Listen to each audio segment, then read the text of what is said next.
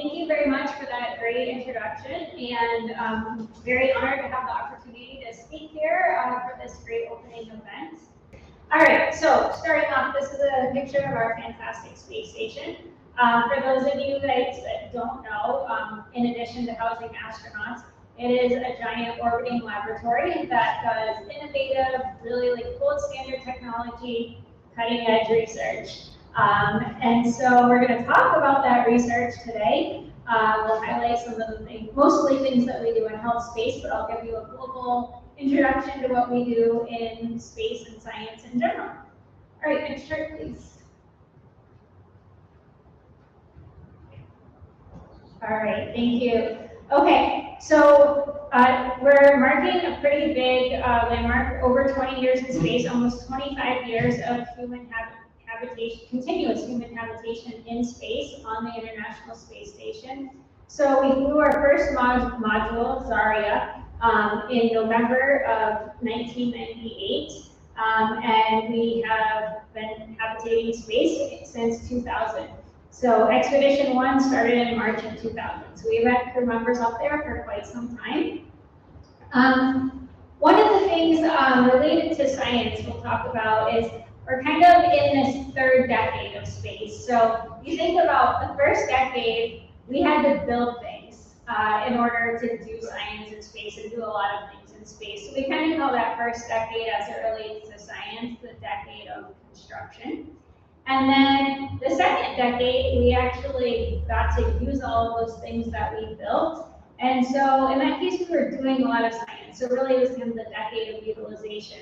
And now we're in this third decade, and we've really figured out how to do things really well, and bring innovation and cutting edge science on the space station, have pretty good rapid turnover. So really now we can say we're in the decade of results, where you guys are hearing about all the great things that we're doing in space, and they're really having these great space-based scientists having really good Earth-based impact. So hopefully you'll see that in the charts as we go. Next chart.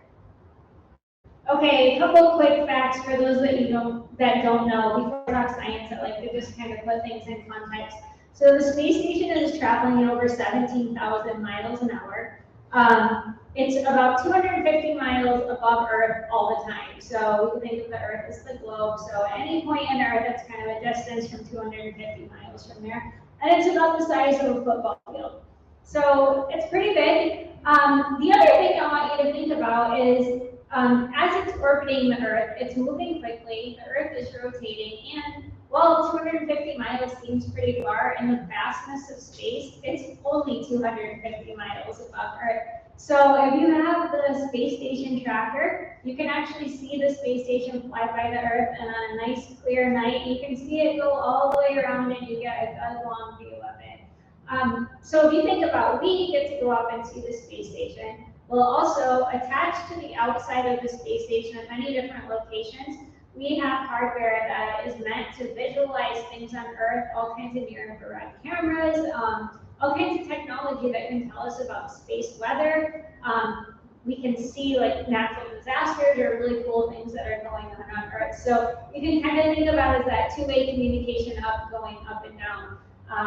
So we won't talk too much about space weather, but we'll talk about some of the external pieces of hardware that actually contribute to being able to improve health technologies today. Next chart. Okay, so sometimes we get the question, why do we do research in space and science in space? Well, we do a lot of it here on Earth, and we do really great things here on Earth. But when we do things outside of gravity, so we can do it outside of microgravity, we don't have the gravity pulling down, right? So you don't have sedimentation that you have to worry about. Some of our science, we can create these like very high vacuum environments. We can look at different thermal variations and different forms of radiation. So these are all things that are very unique from the Earth.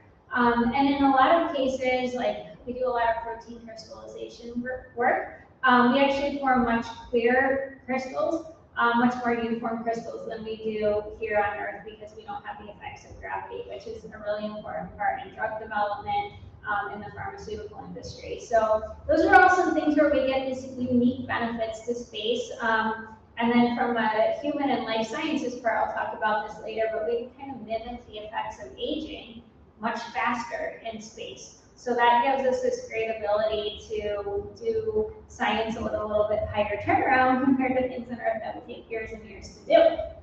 All right, next chart.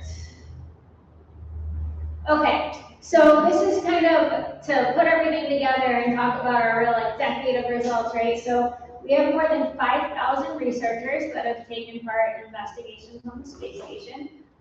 We have over 4,000 different experiments and over 4,000 publications. And these are really high impact publications going to these really great journals, not just kind of things that might end up like in your coffee table or something. So we're doing really great work and really great work that you guys are hearing about that's impactful. Next chart. Okay. So I had started talking about the different areas of research that we do on the space station. And these are, so we do a lot of biology and biotechnology, so you can think about plant growth, you can think about cells, organelles, Earth and space science, so really looking at climate changes and predicting weather patterns in space. We do a lot of human research, so how does your body respond to the microgravity environment, and how can we help to improve life here on Earth with that, as well as further explore beyond low Earth orbit outside of the space station. We do physical science, so there's a lot of work with fundamental things like looking at combustion factors, looking at the different flow rates of fluid, how things flow across different gradients. We've got furnaces that can pretty much explode things that get so hot in space, right? And then we have technology developments. So, what are the new things that we can actually manufacture in space, or how do we use different instruments in space? And so while we talk about these things kind of all separately here, one of the things I want you to think about is actually they all go together. And so we have these different groups, but everyone collaborates to bring the best pieces of their knowledge forward to enhance science in space.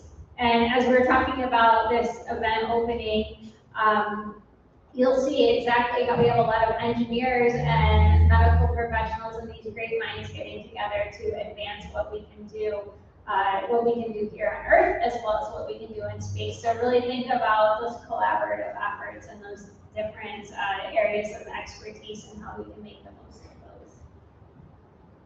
All right. So the first thing I want to talk about is the human response to spaceflight. So I kind of want to just set the stage here for what happens to humans in space. So we have both acute adaptations, so kind of like right when you get there, and then things that happen after you've been exposed to space for a long time. So most of our astronauts are in space anywhere from 4 to 6 months to up to a year or longer. We have some that are there for a shorter period of time, maybe just like 10 days or 14 days. So when you first get to space, some astronauts get kind of space sickness, so just think about really bad motion sickness and you just kind of feel bad for a while. Some, you'll see that everyone gets fluid shifts, so if you see pictures of astronauts, their heads might look, or their faces might look a little fat or thick, right? It's because all the fluids are going up into their, not all of them, they're going up into their heads because you don't have microgravity keeping your blood down at your legs.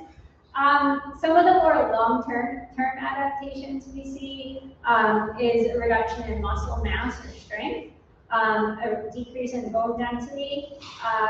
We have some astronauts experience what we call SANS, which is their vision is affected. Some just from being in an isolated environment away from their families, they get a little bit of depression, really benefit from that communication back to their families. So a lot of these we've developed really good countermeasures for, and things like muscle strength and decreases in aerobic fitness and bone loss. We've really mitigated those a lot over time, and our astronauts come back pretty healthy because we have these great countermeasures. Our nutritional program has been greatly enhanced over the years. But we still see things that we're working on figuring out how we best control those.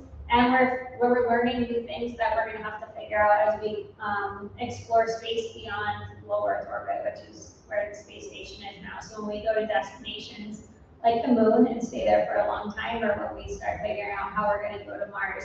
Those are all things that we need to work on. So you'll see a lot of things here. We actually draw blood in space. So this is what these two crew members right now are doing, is they're drawing their blood. And this blood, we actually have it timed really well. So some of the blood gets frozen or spun down and frozen while they're in space. Some of it actually gets returned to Earth as soon as a capsule undocks. So we're able to get the blood from the astronaut's vein to the lab for analysis in less than 48 hours, which is a really great, remarkable achievement with all the new space traffic we've been able to look at.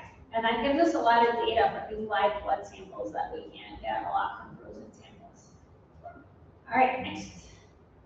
Okay, this is one of, so look quickly and closely because the video is short, but you'll see this movie.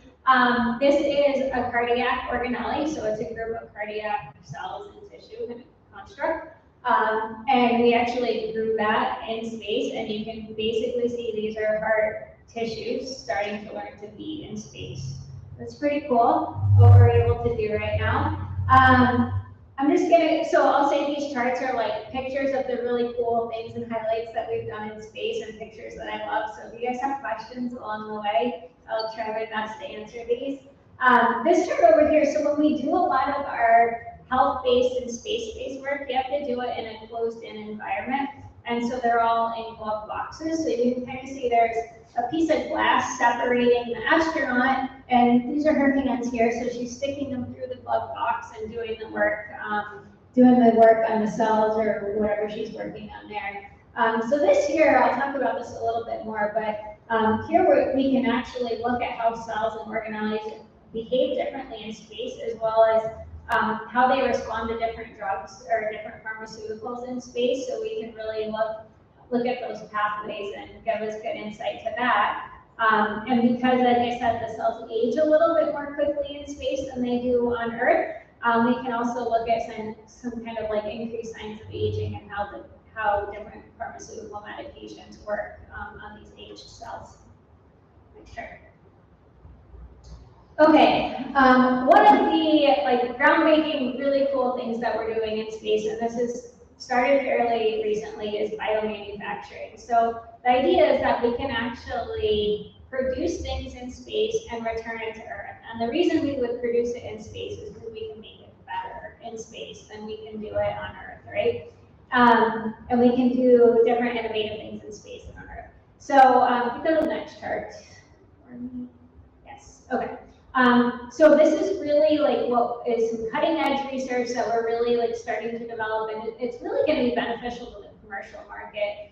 The space station probably isn't the best thing to produce things and bring it back to Earth, but what we're demonstrating is that we can actually produce these things in space. So we've done a few like very cool things in the last year that me being a physiology person, I'm super excited about. So we collaborate with a company called Redwire, and they have made this biofabrication facility. So basically it's a 3D printing biofabrication facility. And so we 3D print tissues here on Earth, and we can do ligaments, and we can do cartilage, and we can do different types of tissues. One of the challenges of doing these 3D bioprinting on Earth is you get sedimentation. So sometimes the tissues are not continuous. They don't behave quite as well as the tissues that are like in your own body for these reasons. They're not quite as uniform. So your body accepts them. They work better than your broken one and why you're getting it, but it's not perfect, right? So in space, we can actually 3D print things with a little bit better mechanical capabilities than we can here on Earth. We are still figuring out how to do that really well in space, though. So one thing, you might have heard about this in the media, we had our first successful bioprint of the human knee meniscus, and that was in 2004, I think, or 2024, I think it was, or 2023. So that we actually printed a human meniscus in space, and then we returned it to Earth. And so the scientists are now looking at the mechanical properties of that human meniscus and comparing it to one that was printed here on Earth, as well as like a real human meniscus, which to me is super cool that we're actually like printing human tissues in space and bringing them down to Earth. Did they implant it? Or like No, okay. no, they didn't implant it yet, so we're not quite there. So it's kind of, no, that's a really great question though. So one of the things they're doing is actually looking at the different properties and making sure that it is as useful and functional as a meniscus that we would print here on Earth. So they're looking at all kinds of different tensile strength properties associated with it, and the next steps, they actually have funding to do more bioprinting of these ligaments, so there should be more to come. And then we also had a bioprint of live human heart tissue. So we're not off printing human hearts, but small sections of the tissue that actually show the contractile properties of the human heart, which also equally fantastic and amazing to think about that we can do those kinds of things in space. So right now, one of the things is the cost point. It's very expensive to print things in space, but demonstrating that we can do it and eventually get to the point where we can produce these things quicker and faster, and hopefully better than we do on Earth, so that they're more transplantable to the human. All right, next slide. Okay, this is another one that has actually gained a lot of attention. This is printing retina, so basically doing artificial retina manufacturing in space. And so this has actually been going on for several years with the Lamb Division, the company that's doing it. And so they've been able to target this protein that is very susceptible to light, and they produce these very thin layers in space. And you actually can't produce layers this thin on Earth, and they're very uniform. So you see this picture, that little tiny purple dot in the middle is the retina that they would implant and use as a retinal replacement. So they've actually returned these to Earth.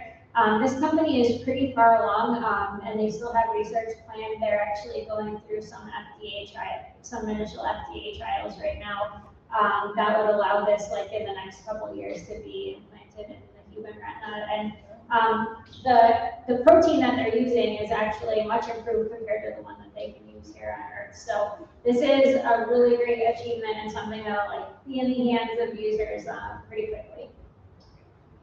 Next chart. Let's see, go to the next one. You can go to the next one, yeah, thank you.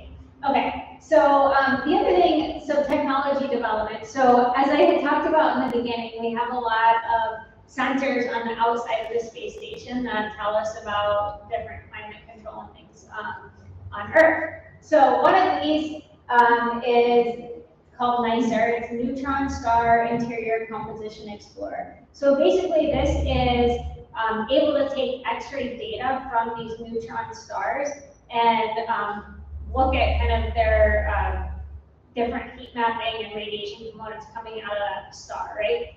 And so while we think about that as only external, it is actually really great technology and some of what our researchers are working on at a lot of different medical institutions of how we can kind of use the X-rays to get better imaging and deeper imaging. So I was actually looking at one of the displays in the museum here, and it was all about the history of X-rays and how, first we could just go very shallow tissues and get very little fidelity, and now we can go deeper and deeper into the tissues.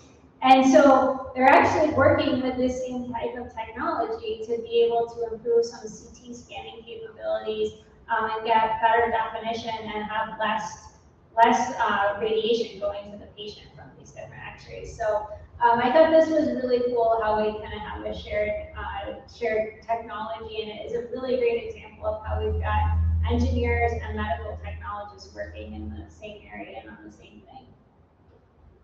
Next chart. Okay, this is another thing that a lot of times when we talk about doing remote medicine, we talk about doing it for third world countries or in war fields and things like this, right? Well, one of the things that we really have to think about in space is how we treat our astronauts from the Earth. And so while we're on the space station, There's a whole crew of flight doctors that treat the astronauts, and a lot of the astronauts actually are doctors themselves. But some of these we have to have like remote control on the ground in order to do this, and there's a time delay when we start doing these. We have a whole team talking about sutures in space and how there was robotic control of doing their demonstration on this. And so this is actually a very, very collaborative effort where we've seen examples of doing things in space remotely, and it's very similar to the environment that we would do it in remote medicine, where a lot of times you do have that time delay, or most of our astronauts are not doctors, so they don't know what they're looking at, right? They just know fundamentally, like, press this button and do this ultrasound scan, and someone on the ground is telling them what to look for. They have no idea if they're getting a good image or a bad image, right? And so really having these shared technologies and being able to expand remote medicine capabilities in both places is a huge achievement. So this one is looking, I think this is actually Antarctica, where they're doing a remote ultrasound.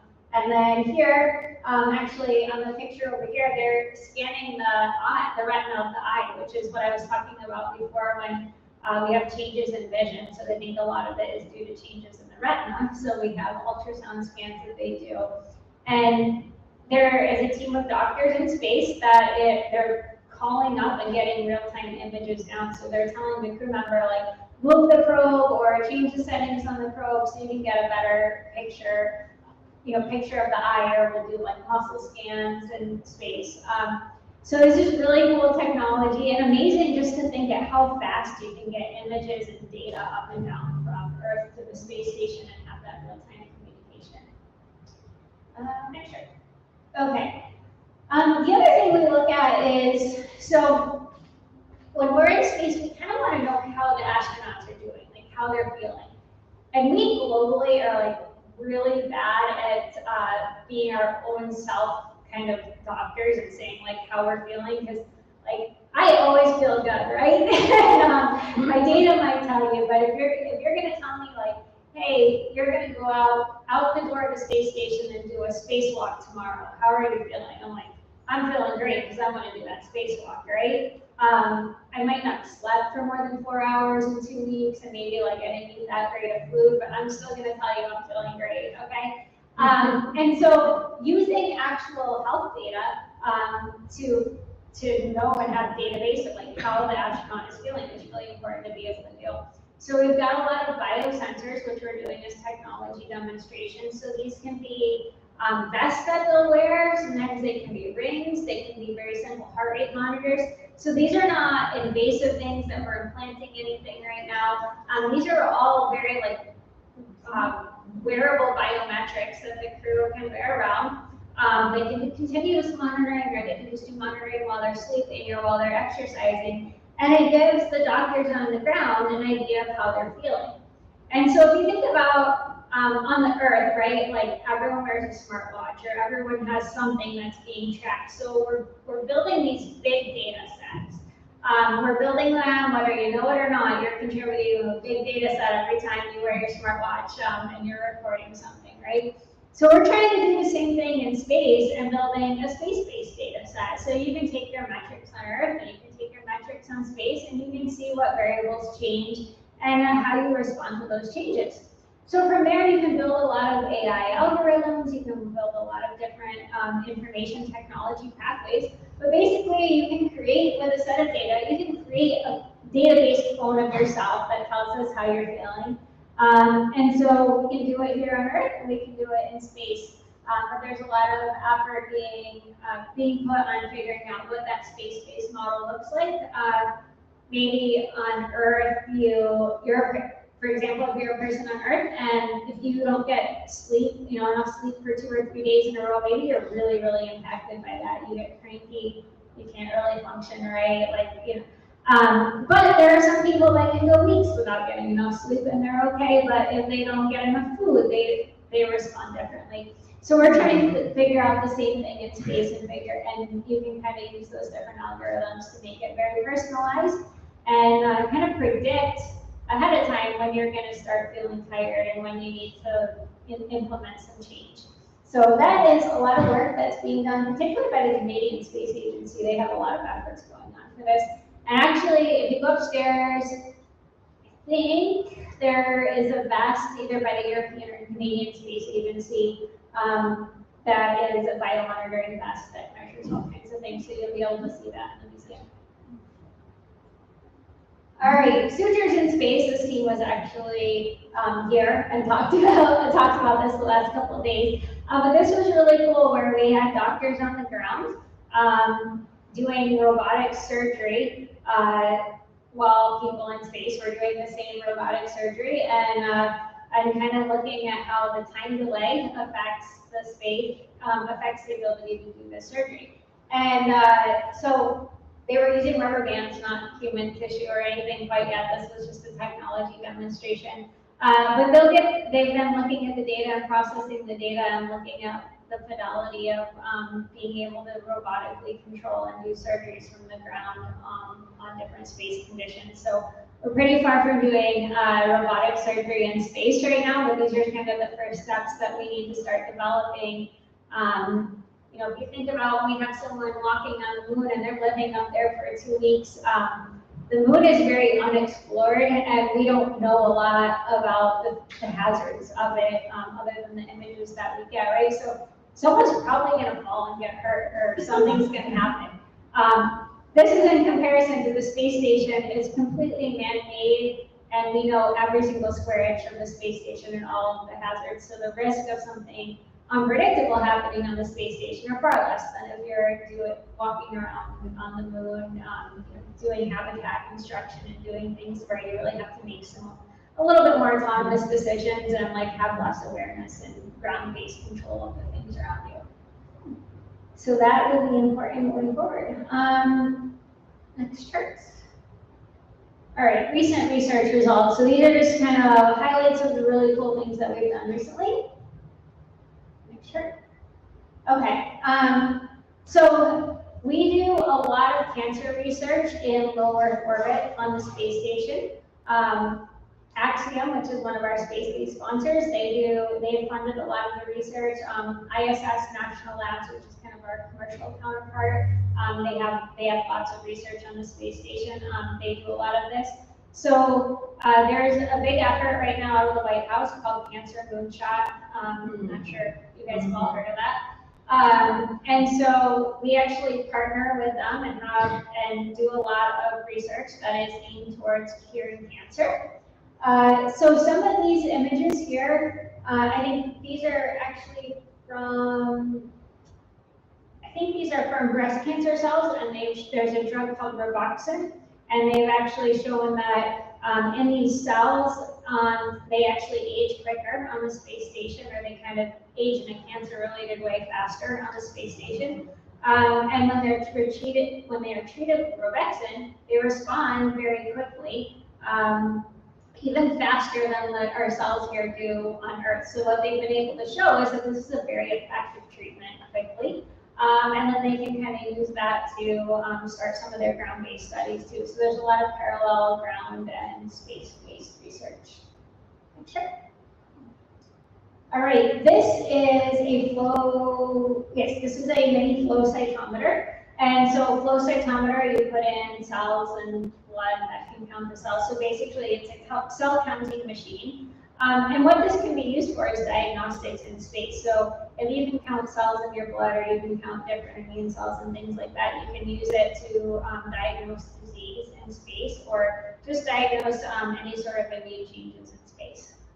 So this will be a big hit. Yes. The things that you said that were quicker in space, like the breast Uh-huh.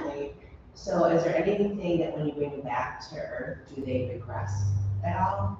Like go back to their behavior that would be in Earth?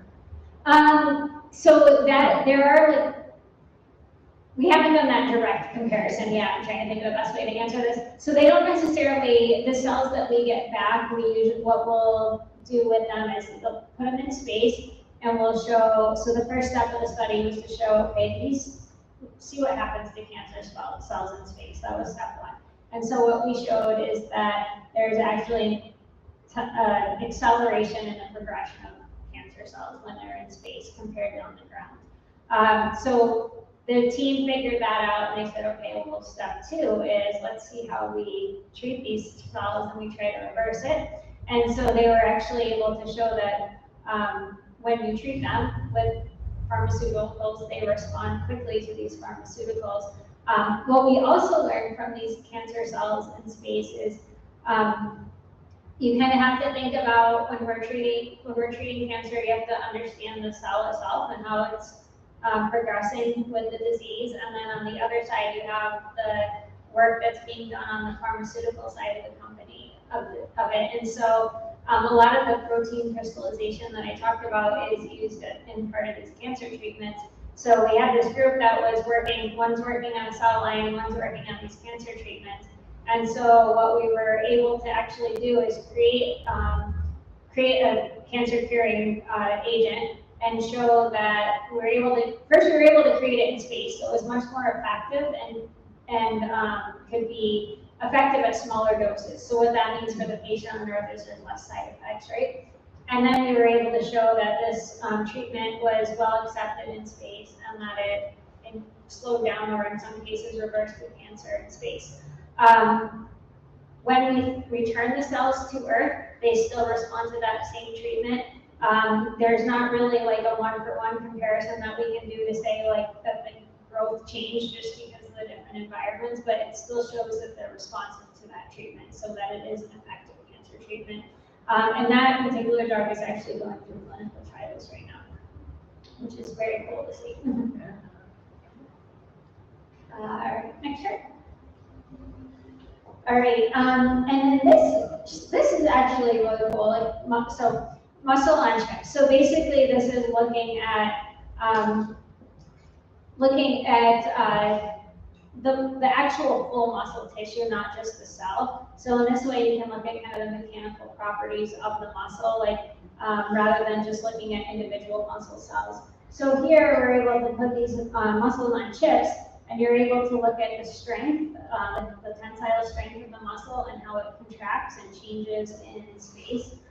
So this is just really great new technology. It's basically like tissue on chips. So in this, they were able to identify some different countermeasures that were effective in maintaining the